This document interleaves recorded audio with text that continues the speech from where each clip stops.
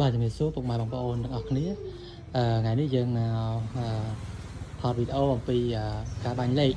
អញ្ចឹងនៅពេលដែលយើងលាបថ្នាំហើយបាត់តង់ហើយគឺដល់ដំណាក់កាលចុងក្រោយគឺបាញ់លេខនេះលេខ5បងប្អូននៅຂະຫນាត5គីឡូនេះស្អាតមែនតើបងប្អូនអត់លងព្រិលស្អាតមែនតើបងប្អូនយកទៅហាត់ទៅតម្លៃក៏សមរម្យទេគឺ8.5ក្នុងមួយគូបងប្អូនមួយគូមិនមែនមួយណាគឺ2បងប្អូនគឺ2អាំងតែមើលលើក2មក2អាំងតែមួយគូហ្នឹងនេះណាស្អាតមែនតើអញ្ចឹងយើងមិនមែនមានតែຂະຫນាត5គីឡូទេបងប្អូននោះខាងក្រោយសុទ្ធតែຂະຫນាត10គីឡូຂະຫນាត8គីឡូຂະຫນាត7គីឡូហើយຂະຫນាត5គីឡូនោះក៏មានពណ៌ខ្វាយមួយទៀតដែរបងប្អូនគឺពណ៌ស្អាតមែនតើពណ៌ខៀវនោះកាលមុនកង PM ខាង PM គាត់ក៏មងរហូតដល់5-10គូគាត់យកຂະຫນាត15គីឡូតែគាត់ច្រានពណ៌ខៀវហ្នឹងស្អាតមែនតើ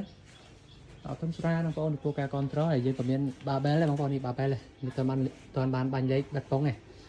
គឺយើងមានពីຂະຫນាត11គីឡូរហូតដល់30គីឡូបងប្អូនអរគុណច្រើនជម្រាបលាជួបគ្នានៅវីដេអូក្រោយ